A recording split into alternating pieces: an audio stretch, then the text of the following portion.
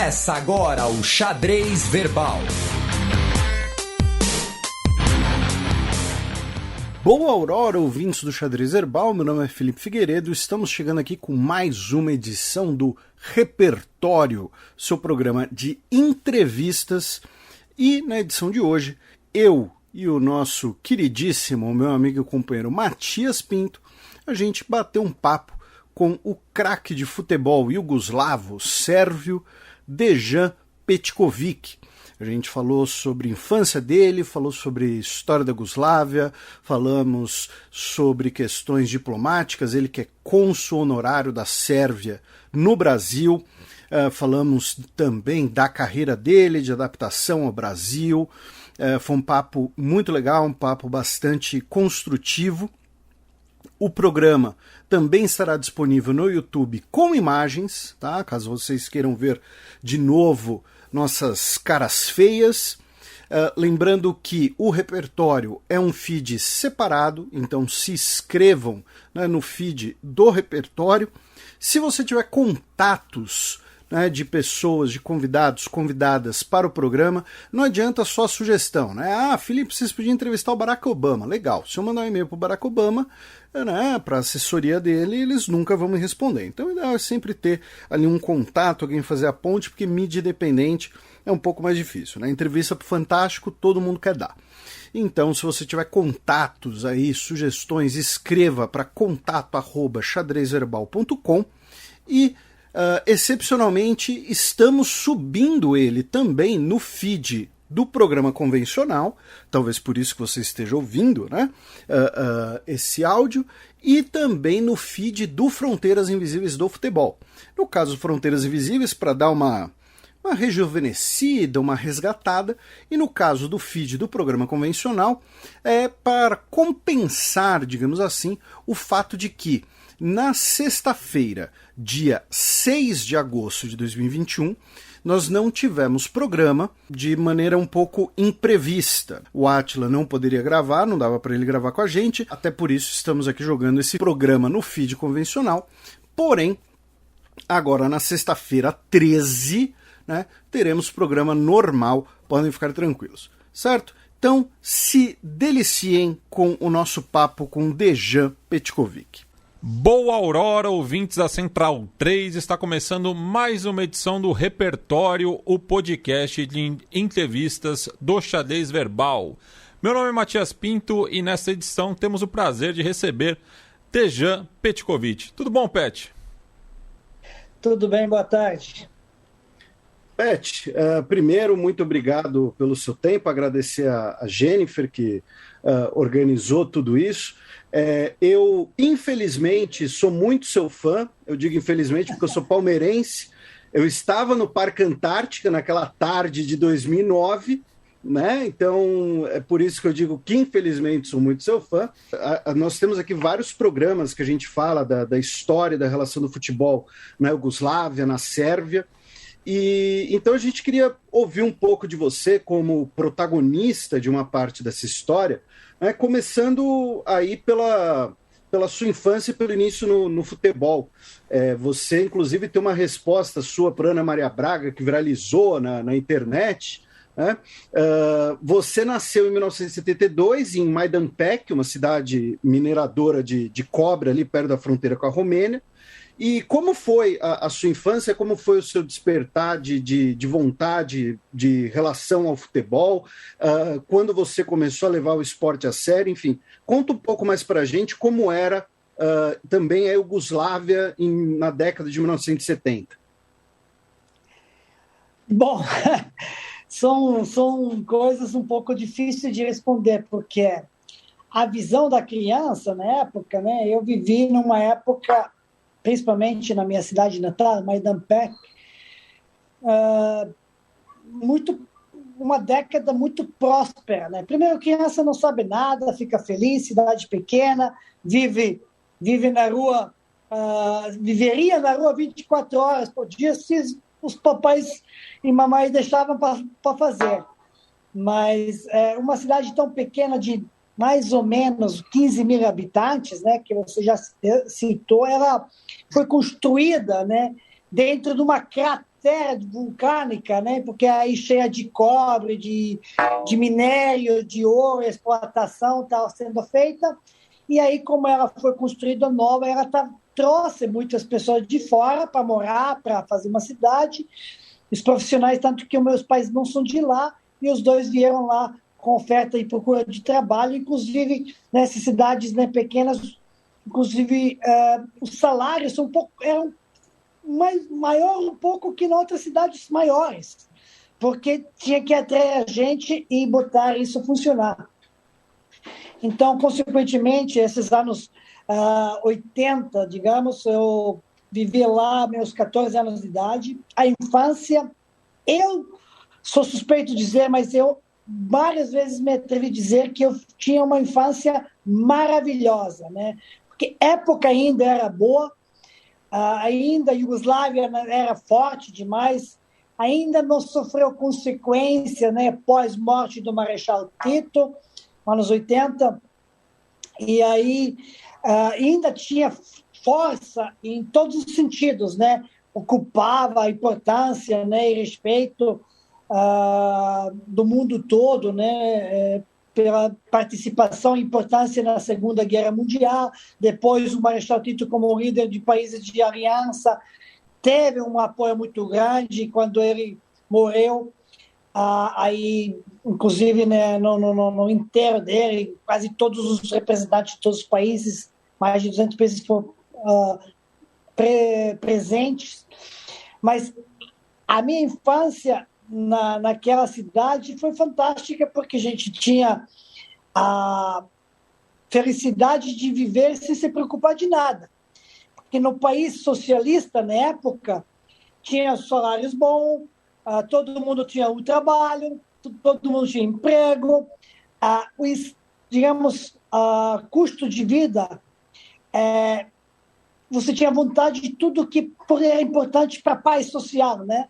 Então, coisas eram baratas, mas você não tinha oportunidade de prosperar muito, de progredir, de ganhar mais, de aumentar, né? Era uma coisa que você comprar um carro era caro, aparelhos domésticos também, então algumas coisas não eram tão acessíveis como hoje em dia. Mas imagino que na maioria parte de mundo era uma coisa parecida. Mas a minha infância foi fantástica, porque vivia na rua o dia todo. A mamãe, quando queria que você voltasse para casa para jantar ou para dormir, saía na varanda, grita, você corre para casa, tu chega na porta da casa, ela te pega assim inteiro e bota na banheira junto com roupa e tudo, porque a gente chegava tudo com lama e tudo sujo, e nem assim, não deixava pisar, mas tinha uma despreocupação muito só para estudar, se divertir, praticar esporte.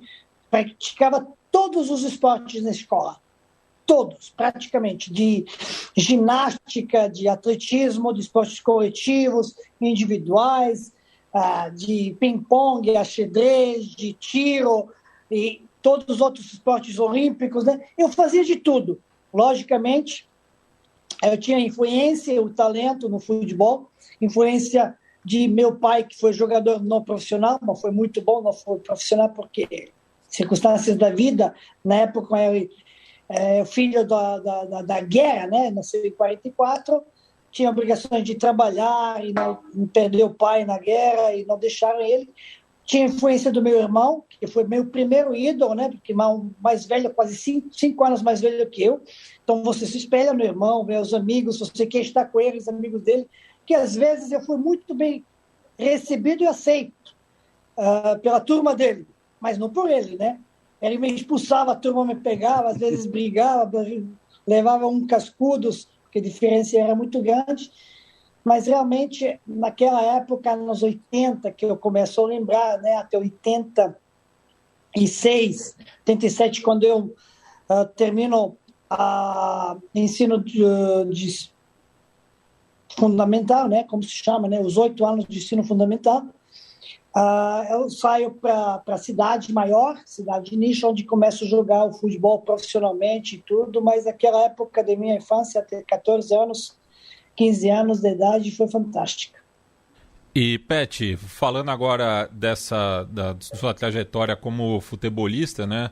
Você começa a sua carreira justamente no Radnik Diniz e acaba seguindo os passos do Dragan Stojkovic, que troca o clube pelo Estrela Vermelha, né? Tanto é que ele acaba jogando até 1990 e você chega em 92 e no meio disso tem a conquista, né, da Copa dos Campeões da Europa pela equipe de Belgrado, que é o maior feito em termos de clube do futebol até então iugoslavo, atualmente sérvio, né? Queria que você falasse um pouco de como foi a sua chegada, né, na principal equipe do país e no contexto que estava vivendo, né, pós essa conquista, mas também com a dissolução da Iugoslávia.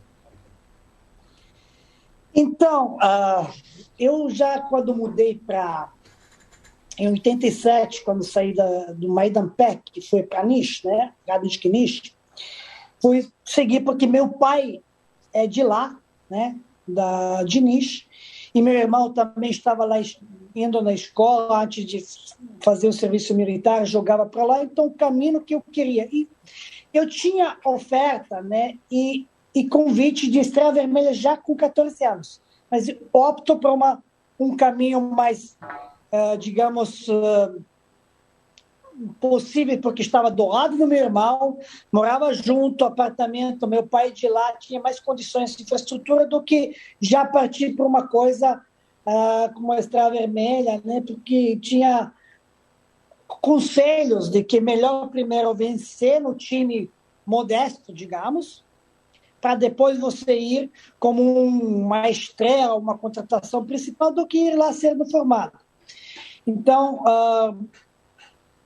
aceito esse caminho, faço uma boa escolha, tinha apoio, né, porque 14 anos ainda é muito novo, de morar com meu irmão e jogar junto lá, estabelecer. Tinha apoio de toda a família do meu pai, tinha infraestrutura, né, não estava sozinho, né, já conhecia todas as coisas de férias, de escolar, a gente passava lá.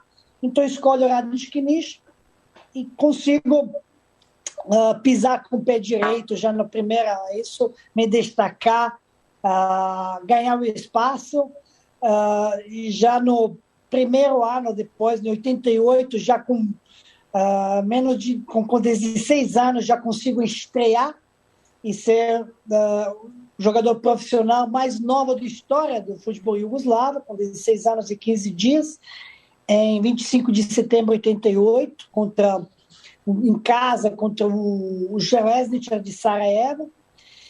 E naquela época começo a jogar para seleções amadoras, né? Sub-17, sub-18, pré-olímpica. Como eu tinha muito talento, eu jogava de minha geração, com 16 anos, 17, jogava de uma seleção superior e a terceira também.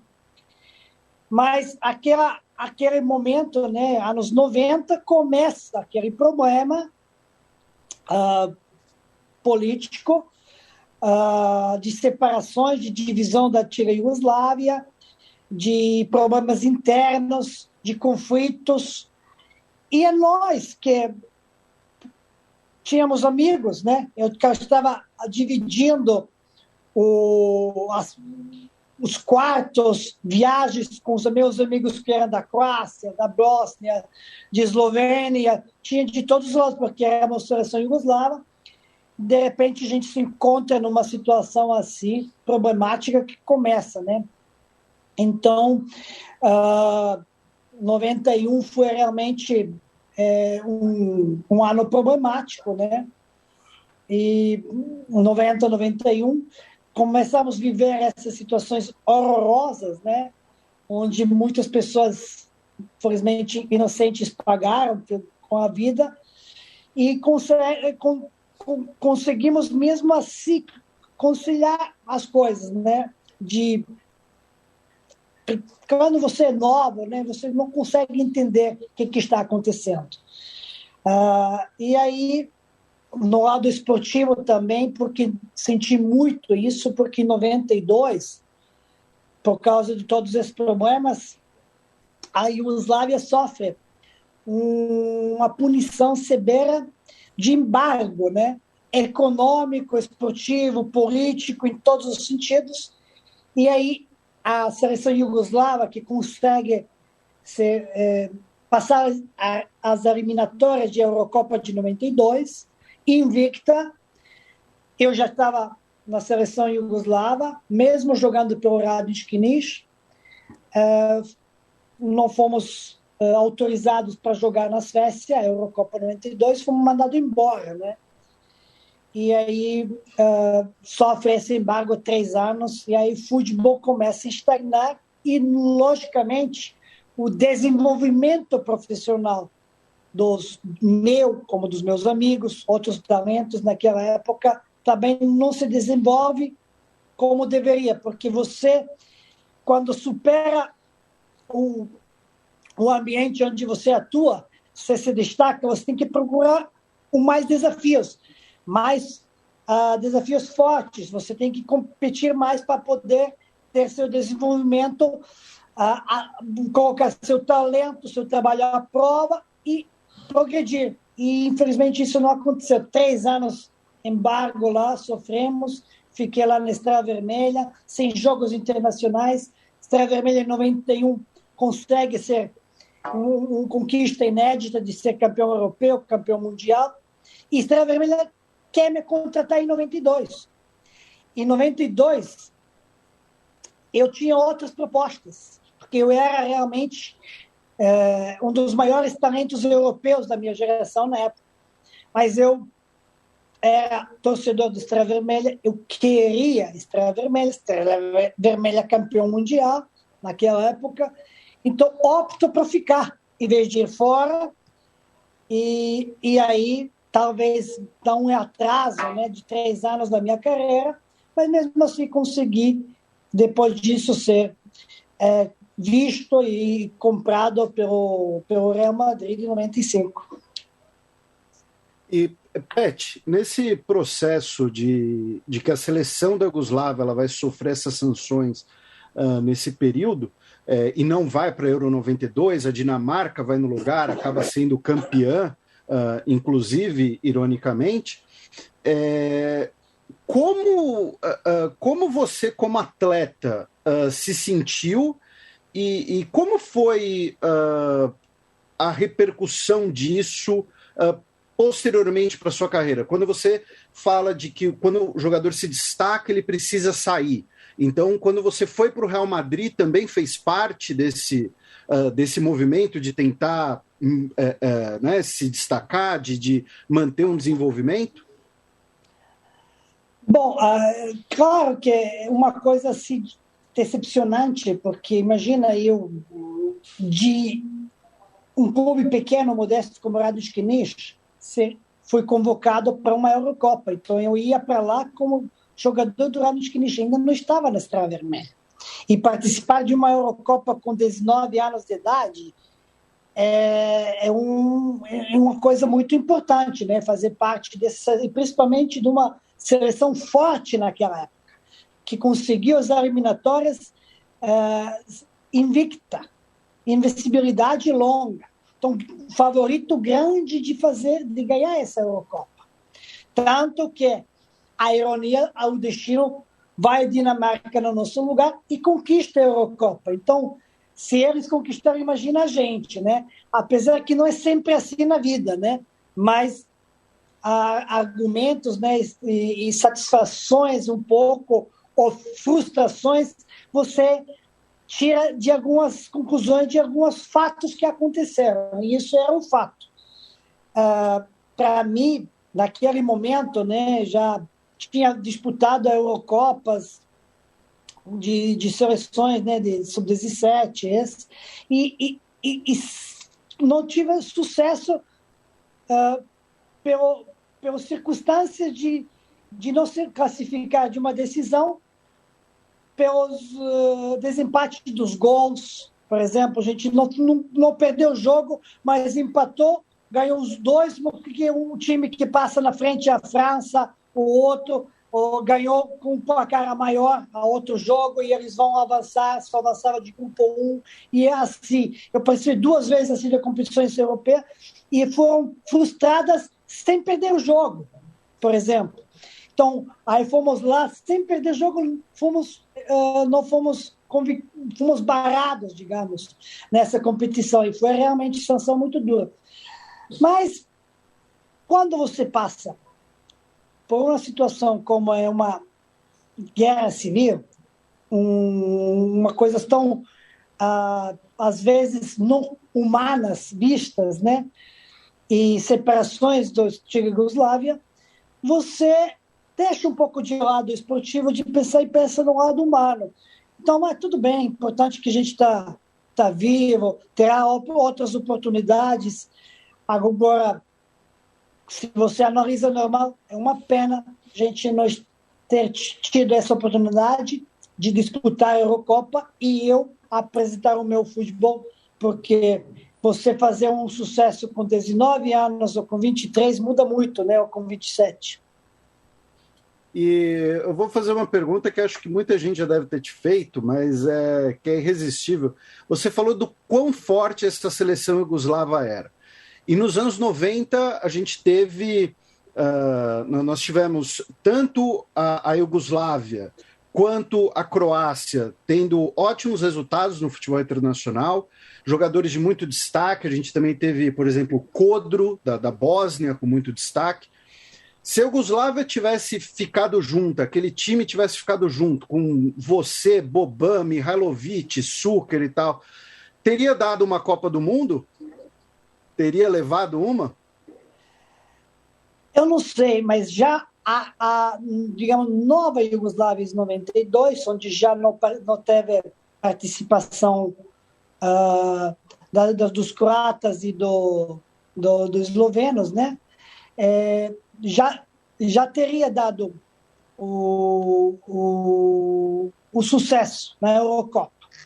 Em 94 não teve participação, né? 94 não teve participação na Iugoslávia, por isso que o Brasil foi campeão, né? Com certeza, não tenho dúvida. Mas aí em 98 tivemos participação em França, a Croácia foi muito bem. Logicamente, acho que juntos, né, essa seleção teria mais possibilidade. Se seria ou não, é outras circunstâncias de momento, de aproveitar, né, a situação, mas teria grande possibilidade. Teria grande possibilidade de ser. A gente viu em 98 um sucesso da Croácia, vimos em 2018 outro sucesso de Croácia. Mesmo não ter vindo a Copa, mas a sucesso foi extraordinário. Então, a possibilidade e talento daquela região a gente teve, e sempre teve. Tanto que o futebol iugoslavo sempre foi chamado os cariocas da Europa, né? Pela técnica e tudo isso. Faltava o quê um pouco para nós, né? Faltava um pouco de direção, comando, né? E não tivemos talvez um comando de uma comissão técnica que tivesse possibilidade de lidar com esses craques, porque você muito craques no time é complicado, né? Então, para você ter uma comissão, deveria ter uma comissão com os craques. E essa comissão estava pronta para vir, né? E aí, circunstâncias, você tem que chegar uma vez, outra, terceira, para poder ganhar. Não é que você chega a primeira vez e logo senta na janela. Então, esse era o problema um pouco para a Iugoslávia. Tanto que, em 90, já estava perto, né? Foi eliminada na cobrança de penalidade máxima, né? Contra uma Argentina. E a Iugoslávia leva a culpa por o Brasil ter sido eliminado, né? Pet, aproveitando a sua citação, né, dos brasileiros dos Balcãs e dessa relação, né, do futebol iugoslavo com o brasileiro, né, você jogando ali no estádio Maracanã, você imaginava algum dia que você iria jogar no Maracanã original? Parabéns pela pronúncia do Maracanã como Maracanã. Você separou muito bem. Mas eu nunca imaginei, logicamente que nunca imaginei, mas tenho muito privilégio. Eu falei que eu sou guiado por uma estrela muito feliz lá do céu, que me deixou ter os duas Maracanãs, né? Ou Maracanas, no coração, e a possibilidade de ter jogado e de ter tido chance de obter um sucesso bom, muito grande, inclusive, diria. Fazendo bastante gols, o título ganhando, ser ovacionado, né? E esse logro finalmente no futebol brasileiro, eu estou dizendo, talvez se não tivesse toda essa situação negativa, sanções, não participar da Eurocopa, lesões, tudo isso, talvez eu não ia vir para o futebol brasileiro, ia ficar lá, ia ter mais sucesso na Europa e não viria para cá. Mas por isso eu nunca lamento as coisas que passaram. Sempre digo, não se sabe para que isso é bom, né? Então, teria que ser assim e não tem problema, vamos para frente. Mas não sonhei, não. E essa oportunidade que me foi dada, sou agraciado, né? Realmente, teve um sucesso no Brasil muito grande. Obviamente, economicamente, nem perto se tivesse feito na Europa esse sucesso, mas também, por outro lado, esse respeito, né, e essa paixão dos povos brasileiros também não tem na Europa, não. E queria aproveitar também para perguntar sobre a sua chegada ao futebol brasileiro, né? Porque acaba tendo um pouco de mito, né? Em relação à proposta do Vitória, né? Que você teria sido iludibriado e daí não sabia que ia jogar em Salvador. Queria que você esclarecesse um pouco para a gente como que foi.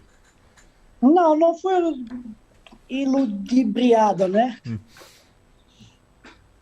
Não foi não, mas realmente em 97 você sabia na Europa muito pouco do futebol brasileiro. Só se sabia da seleção brasileira. A seleção brasileira, todo mundo sabia, né? Tetracampeão mundial, história, jogadores, tudo isso. Mas como é a competição, como é a Liga Brasileira, como que funciona, quem joga, poucas pessoas sabiam, porque não tinha informações tão rápidas, né, tão abertas, o mundo não era tão globalizado como hoje, não tinha transmissão de jogo, nem nada, informações. Quem prestava atenção nisso, muito pouca gente. A não ser que algum time brasileiro fazia um turnê fora do Brasil e vai para a Europa, os Estados Unidos, e aí saem uns jogos assim. Mas dentro do Brasil, Campeonato Brasileiro, como é feito, como é composto, estaduais, tudo isso, não sabia nada. Então, na época, quando eu recebo o convite, né, do Brasil, foi depois de um torneio feito pelo Mallorca, né, na cidade de Mallorca, entre Mallorca, Real Madrid, Flamengo e Vitória. Então você se junta aí, você está vendo o Flamengo, claro que todo mundo conhecia o Flamengo na época, né? Mas ao Vitória eu não conhecia, né? Primeira vez eu soube do Vitória, né? E enfrentamos lá, tivemos chegaram propostas, ofertas, não, tem Grêmio, não sei o quê.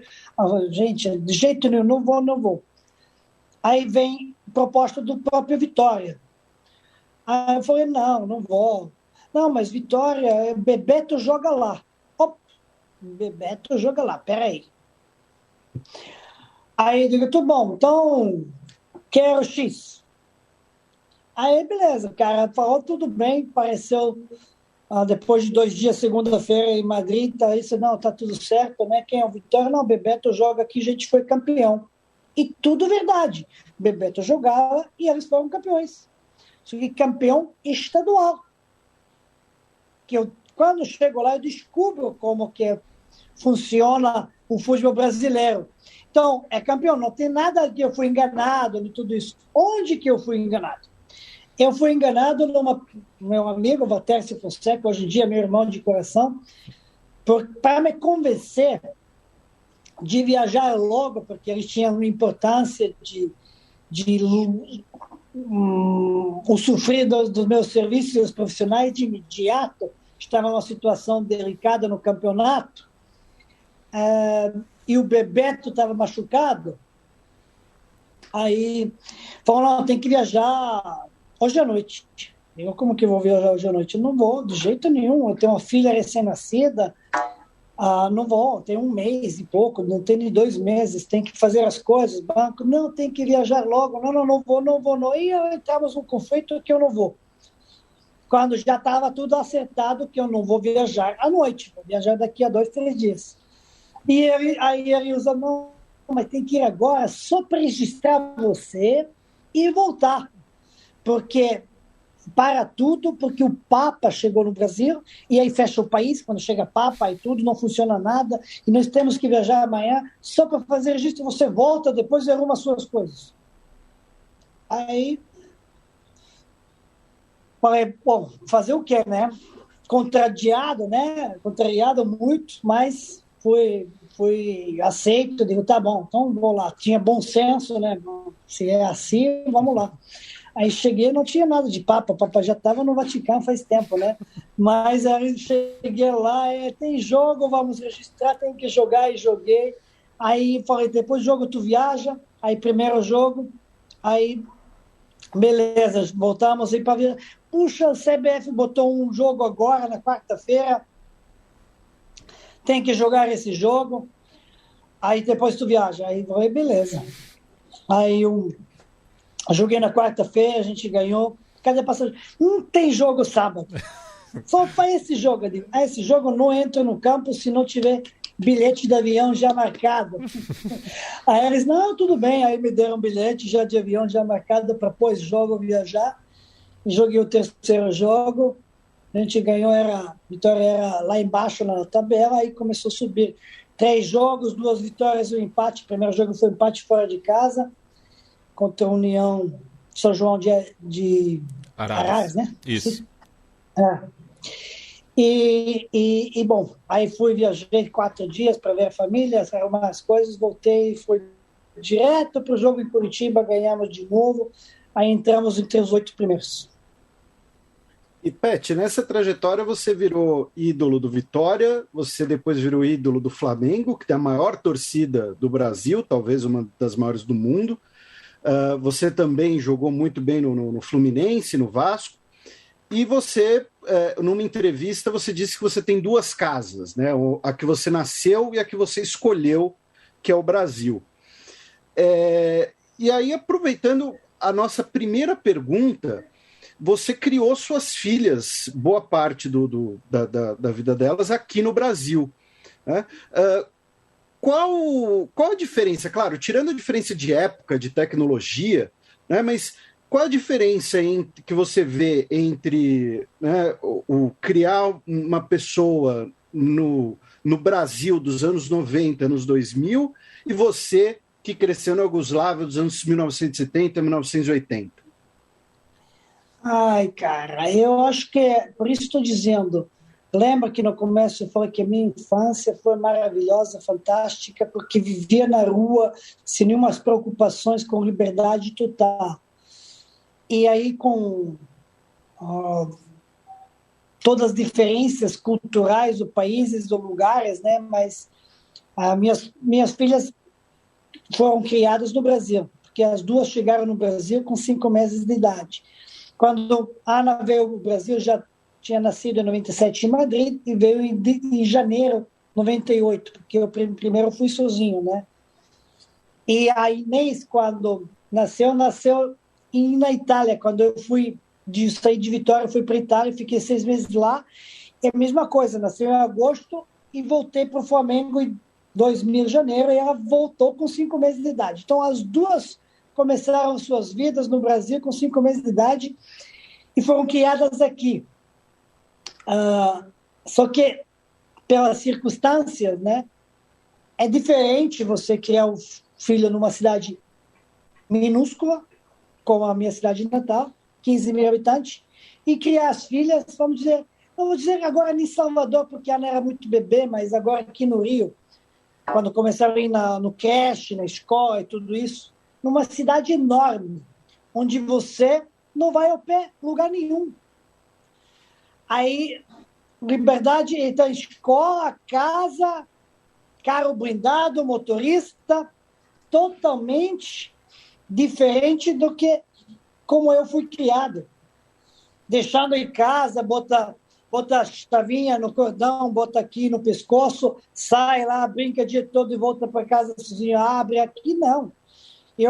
Minha filha não sabia cruzar a rua até 10 anos de idade, porque ninguém deixa para cruzar a rua, mesmo dentro do condomínio, né? Liberdade, preocupações diferentes, né? Onde você mora, violência, tudo isso, maravilha da cidade, mas você não pode deixar do lado o que você está ouvindo, que está acontecendo dentro da tua comunidade ou a cidade todos os dias, né?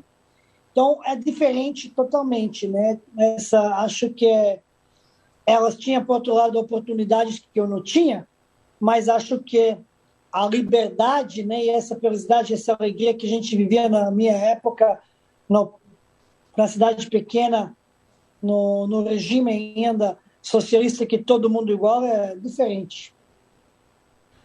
E Pet, aproveitando, né, a gente está gravando o programa na quinta-feira, dia 5 de agosto, em meio à Olimpíada de Tóquio, e nesse clima olímpico eu queria saber qual é a sua relação, né, com outros esportistas de origem sérvia, como Vlade Divac, o Nikola Jokic atualmente...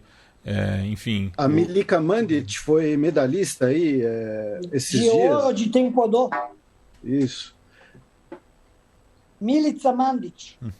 E você tem relacionamento com eles? Um bom relacionamento? Como é? Então, como você começou a falar Vlade Divac, com esses que são esportistas da minha época, são vários deles amigos. Com o Vlade, particularmente, somos amigos, né? Inclusive, a filha do Vlade é uma das melhores amigas da minha filha, Inês, mais nova. Mas... a gente vai pedir o WhatsApp dele.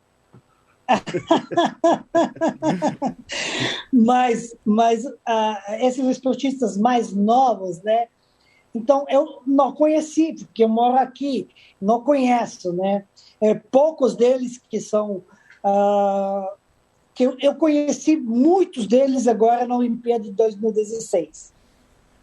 Então, conheci os esportistas, né, do Comitê Olímpico Sérvio, né, vários, de basquete, de outros esportes, foi lá no Vila Olímpica com eles, estava com eles. Os Paralímpicos também conheci vários deles, porque eu fui embaixador para eles aqui na Paralimpíada de 2016. Então, conheço, mas o que eu conheço realmente, conheci uma coisa, fui apresentado, eu já sei quem são, mas o que eu conheço são gerações da minha época, né? Ou mais velhas, porque eu comecei muito mais nova, então gerações de Vlade Divac que é mais velho que eu, Sacha George, que era treinador do basquete, tudo isso. Marko Jaric, todos aqueles que são... Nikola Jokic não conheço pessoalmente, né? Mas olha, por exemplo, o Doncic agora da Eslovênia, não conheço, né? Mas está arrebentando. Estava torcendo para a Eslovênia hoje? Como? Estava torcendo para a Eslovênia hoje contra a França? Lógico que vou torcer para a Eslovênia. O que eu tenho que ver com França? Nada. Respeito com o país, qualquer um, mas você escolhe, né? Então, quando joga Espanha e Itália contra os países que não é Brasil, não é Sérvia, eu torço para a Espanha e para a Itália, porque uma filha nasceu na Espanha e outra na Itália, né? E curioso... Aí você sempre tem um amigo, isso é esloveno, tem muitos amigos eslovenos, né? E que você citou o Doncic, né? Que ele veio para o Brasil já quase anônimo, né? Porque ele disputou o Mundial pelo Real Madrid contra o Bauru, e era menor de idade, né? Tinha 16, 17 anos, então... E depois virou esse fenômeno, né? Que conseguiu levar a Eslovênia aí até a semifinal, jogando muito, né? Fenômeno, né? E, Pet, você já assistiu o documentário do Vlade Divac, o Once Brothers? 3 vezes. E o que você achou do documentário? Não, é fantástico, né? A gente assistiu, tinha depois falado com o Vlad a respeito disso, né? Então, esse documentário realmente consegue aproximar a imagem de que quem não viveu o que estava acontecendo na época, né, possa começar a entender sem escolher os lados, ser imparcial um pouco, né? Porque quando eu falo, o Vlad fala, o Alexandre Petros, que é o treinador, Atza Petros, que é treinador agora da seleção brasileira, né, no basquete, que é irmão do Dragic, falar, ou qualquer um falar daquela região da antiga Yugoslávia, querendo ou não querendo, vai ter uma visão subjetiva, um pouco. Mas acho que o documentário realmente começa a aproximar um pouco das situações para você entender como que alguma coisa manipulada pode infelizmente, colocar um pouco de ódio, um pouco de estranheza, um pouco de frieza nos relacionamentos, nas escolhas, nos princípios, né, ideais, né? Vlad, né, sempre falava que foi sempre muito triste de ter resfriado o relacionamento, né, naquela época, com todos os amigos, principalmente com o Dragic, né, mas com todos aqueles colegas, amigos esportistas que tinha que se afastar um pouco, entender cada um ficar do seu lado, né, que é normal. A gente não acusa, não julga, acho que não devemos julgar, mas... E o que aconteceu com o Dragic, Petros, de uma tragédia realmente do tamanho que você não consegue entender, né? De volta, né, com a seleção, ele sai, abandona, vai no carro com a namorada e consegue perder a vida de um dos craques, ícones. E foi o meu ídolo. Eu, quando era pequeno, jogava basquete. Na escola, competia, era bom basquete. Se não acredita, então, pergunta o Benite vai te dizer. Já desafiei o Benite 1 contra 1. Perdi, mas tudo bem. E aproveitando que você falou dessa coisa do documentário não escolher lados, você acha que na década de 1990, nos anos 2000, por conta de filmes e séries dos Estados Unidos, a Sérvia e os sérvios acabaram sendo um pouco demonizados, viraram vilões de filme, e sendo que nós tivemos criminosos de guerra de todas as nacionalidades, né? Você acha que esse processo ocorreu, chegou a te afetar de alguma maneira? Não. A mim não particularmente essas situações não me afetou muito, me afetou a situação como ser humano, ter acontecido isso, ter alguém repassar as situações, né, que são mentirosas, injustas, né, porque qualquer briga que acontece, né, nunca é culpado só uma parte. E quando tem envolvido várias, são duas pessoas, uma pode ser culpada? Pode. Mas quando são partes grandes, um monte de situações, não tem como, né? Se a gente sai no grupo dos amigos lá, no boate, e acontece briga, não tem como ser um culpado, porque somos em grupo, entendeu? Alguém puxa o assunto, alguém faz, aqui outro responde, outro não tem paciência, outro não tem assim, outro se mete no assunto e não sabe por que se meteu, porque quer defender, não sei. Então, eu lamento, sinceramente, né, de ter acontecido toda aquela coisa que aconteceu com o meu país. Eu digo meu país, né? Não é só Sérvia, meu país. Iugoslávia, eu nasci na Iugoslávia. Sou sérvio, mas nasci na Iugoslávia, né? Então, imagina, você nasce em Rio de Janeiro, né? Acontece com o Brasil. Eu sou carioca. Não, mas eu sou brasileiro, né?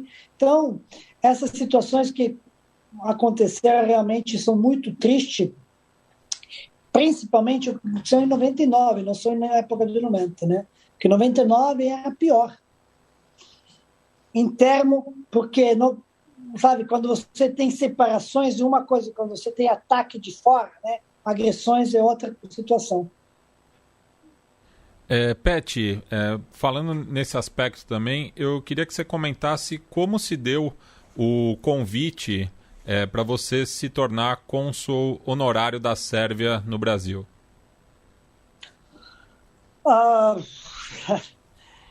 Época de 2011, 12. Bom, sempre quando teve primeiro, você sabe, quando tem no posto de presidente do Brasil, sempre são convidados representantes, né, os chefes de estados dos outros países que vêm aqui no posse, né? Então, várias vezes, alguns políticos, os presidentes viam representantes da Sérvia aqui no Brasil, tanto no posto de Lula, do Dilma, dessas coisas, né, dos presidentes brasileiros, e eu, como representante do meu país aqui, que realmente acho que tem uma grande parte de mérito de Sérvia ser escutado o nome Sérvia no Brasil por minha culpa, né? Boa ou ruim, mas por minha culpa. Não tenha dúvida. Então, sempre recebe aqui, né? Então, uma das situações, essas às vezes, né? Aí falaram, quando eu parei de jogar, 2011, aí você tem que ser nosso embaixador. Digo, embaixador? Eu não sou diplomata, não sou... Não, você não sei o quê. Digo, aí eu falei, beleza. Se posso ser embaixador desde que você me concede 3 diplomatas profissionais para fazer o trabalho, né? Eu posso abrir a porta, mas eu não sou preparado, né, para esse cargo. Aí eles, mas não tem como, porque nós não temos a verba para isso, não sei o quê. Eu digo, beleza, então obrigado. Então você vai ser o cônsul honorário. Digo, o que me implica de obrigações? Nada, fazer o que está fazendo agora. Digo, perfeito, então tá bom. Se não tem obrigação nenhuma, só representar o país, beleza. Aí aceitei essa nomeação, né? Essa honra, e a partir de 2012, acho que já virei o cônsul sérvio no Brasil. Era primeiro em Minas e agora no Rio de Janeiro, porque já tinha um cônsul honorário no Rio de Janeiro, não podia ser. E agora estou no Rio de Janeiro. E nessa questão de representação da Sérvia no Brasil, eu vou fazer um breve agradecimento, inclusive, porque eu e o Matias, nós somos formados em História. Nós não somos formados em jornalismo. Nós viramos jornalistas, mas somos formados em História.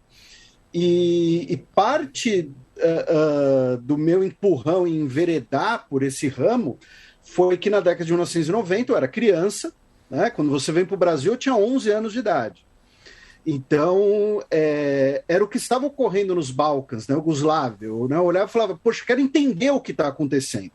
Né? Por que vem um sérvio do Real Madrid para o Vitória? Né?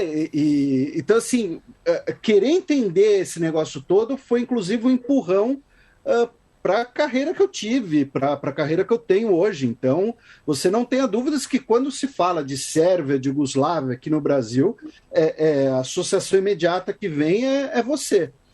E, inclusive, em 2018, teve aquele episódio do jogo Suíça e Sérvia, né? E aquilo lá também viralizou, ganhou uma grande proporção.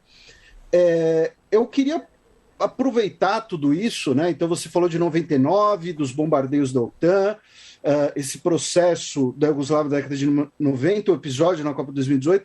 Você acha possível você ver num futuro próximo digamos, uma reconciliação maior entre esses países, especialmente, né, falando Sérvia e Croácia, e também Sérvia e Kosovo?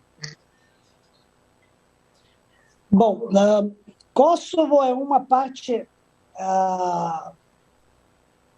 totalmente diferente, né?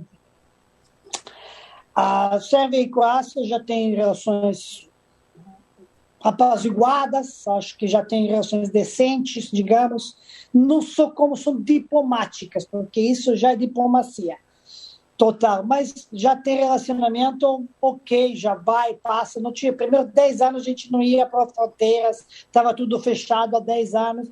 10 anos era pouco tempo de se passar e pelo todo o acontecimento triste, né, que aconteceu na separação de Iugoslávia, nas guerras, nas mortes, nos crimes de guerra, tudo o que aconteceu. Julgamentos de Haia, daqueles que fizeram coisas erradas e aí pagando os preços, né? Agora, acho que o relacionamento está... Talvez nunca vai estar tão bom, mas não sei. Mas acho que é ok. Eu já fui para a Croácia desde a primeira vez que foi aberto, né? Possibilidade de transitar, acho que a primeira vez foi em 2002, já logo, né? 2002, 99 ou 2002. Fui já lá, fiquei lá, fui para Zagreb, fui na praia há uns 5 anos atrás, vou sempre, mas não tem problema com respeito disso. O Kosovo é um pouco diferente. Por que Kosovo é um pouco diferente? Porque o Kosovo, o território, né, que está dividido de norte de Kosovo, que tem lá agora, Kosovo é parte da história da Sérvia, o berço da história da Sérvia, né? E está na Constituição. Então, você não tem como separar teu braço, dizer, não é mais meu braço, entendeu? Então, a história é muito longa do Kosovo, né? Então, essa coisa de que Kosovo vai ser aceito como independente, de que foi reconhecido, dificilmente acontece. Tem alguns que querem entender, tem outros que não querem entender. O problema mas uma grande parte da história sérvia foi baseada no Kosovo. Então, é muito, muito complicado que isso aconteça. De que você continua vivendo do jeito que está, beleza, porque viver tem que viver, mas politicamente, para ser reconhecido, eu acho que dificilmente acontece da parte de Iugoslávia, porque Constituição disso e sentimentos não conseguem. Né? Mas convivência assim, tranquilidade, eu sempre estou para viver normal, para viver em paz e não ter problema. Acho que está conseguindo se viver. Tem dificuldades, tem limitações de movimento, mas espero que continue a ser vida normal, humana e respeitosa. E Pet, no contexto atual do futebol europeu, tem muito se discutido, né, das ligas de segundo e terceiro escalão, de terem alguma fusão regional, né? Acho que o maior exemplo atualmente é a Beneliga, né, no qual belgas e neerlandeses provavelmente vão ter um campeonato só. Eu queria saber se você enxerga essa possibilidade nos Balcãs também, e se é isso que falta, né, para ter uma maior competitividade e bater de frente, né, com os clubes de Espanha, Itália, Inglaterra, Alemanha, enfim. Então, a gente está pensando e falando disso há mais de 10 anos, acho. Porque com a criação da Liga de Basquete, a Adrialiga, né, onde se uniu isso e está jogando, como que pode jogar o basquete? Não pode. É que você vê os esportes, né, e vai se enfrentar com qualquer país, e isso, no outros esportes, você tem disciplina de torcedor. Por exemplo, como que vai na quadra de tênis, todo mundo fica em silêncio. E no futebol, você trazer torcedor e não brigar, como não consegue, entendeu? Então, o futebol é um esporte um pouco mais atípico, né? Onde tem muito ódio, muito paixão, muito não sei o quê. Então, esportes individuais. Mas, cabeças tem que entender de que você está fazendo um esporte sim, mas para você ter competência do mercado, esse mercado, para chamar investimento, dinheiro, patrocínio, ele não pode ser um mercado individual de 3 milhões, 6 milhões de habitantes, 2, como que é, de Croácia, da Sérvia, do Montenegro, da Macedônia, do outro, até os próprios Bulgária e România. Seria interessante fazer uma liga assim, não sei, ou dos Balcãs, ou de como, para ser mais competitiva e ter mais investimento, atrair mais publicidade, mais patrocínio, mais dinheiro para poder investir. Só assim você vai competir com ligas que tem 40 milhões, 60 milhões, 80 milhões, que é espanhola, italiana, alemã, inglesa, entendeu? Não tem como. Tanto que esse exemplo, né, que você está citando, de junção de ligas de Bélgica e da Holanda, vai repercutir mais para ter mais visão, visibilidade e mais investimento. Eu acho que seria mais válido. Acho que seria bom para o aquecimento de novo de futebol dos Balcãs. Acho que é um ponto, eu sou a favor disso. Como eu não moro lá e não sei a dificuldade exatamente como eles vivem dia a dia, talvez sou muito mais otimista do que eles, mas eu acho que seria muito bom. Falando em otimismo, Pet, para a gente começar a encerrar aqui, você já se deu, né, uma hora aí do seu tempo para a gente. Outra questão que isso aqui viralizou foi aquele tweet sobre ânimo depois da Copa de 2014, que tudo vai melhorar.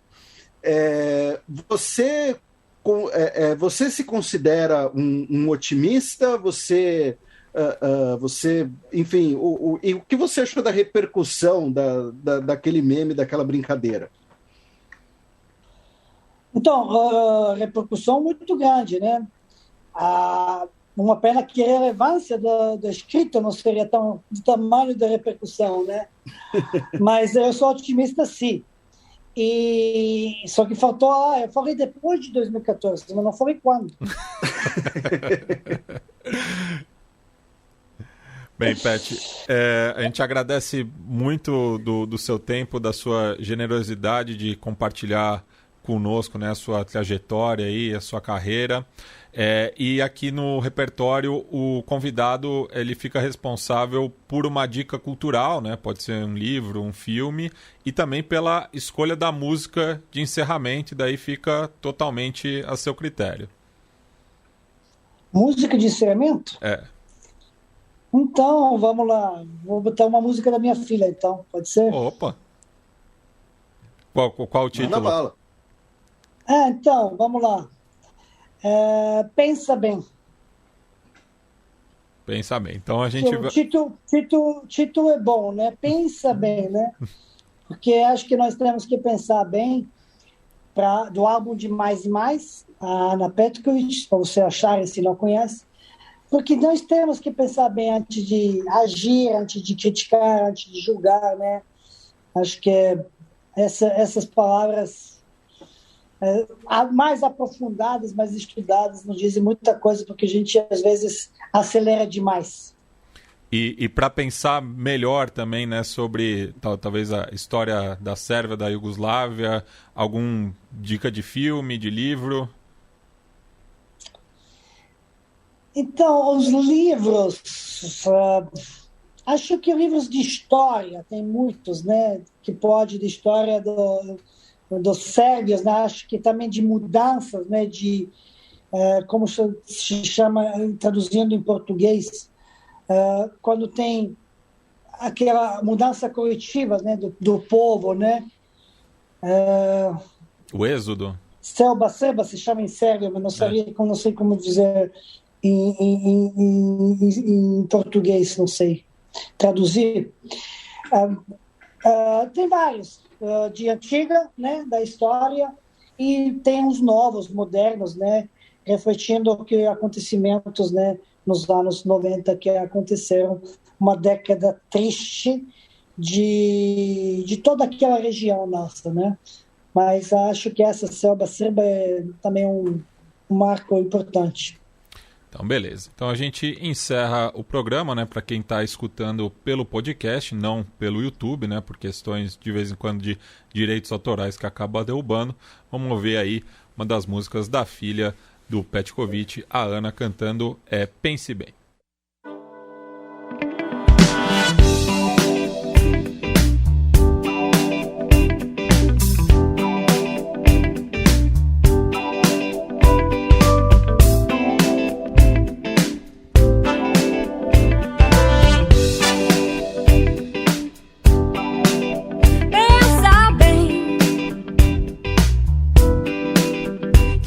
Destino, sempre que me aproximo, sempre que você vem, pensa bem, tá no corpo a batida, tá no som, tá na vida, tá na gente também, pensa bem, como a gente se encaixa. Quando a gente se acha, como a gente se tem. Correnteza vem, nossa onda vai além, além. Quer saber, meu bem, nosso amor é 10, é 100. Correnteza vem, nossa onda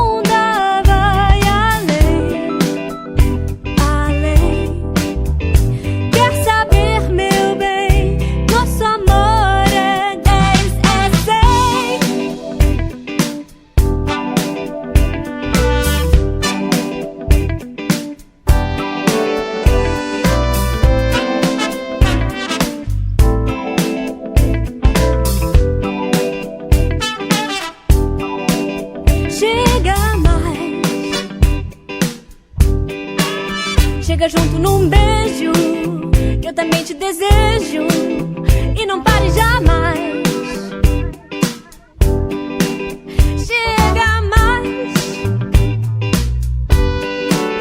faz aquilo que sabe, sabe aquilo que quero, quero aquilo que faz. Chega mais, porque tudo na vida tem um peso a medir.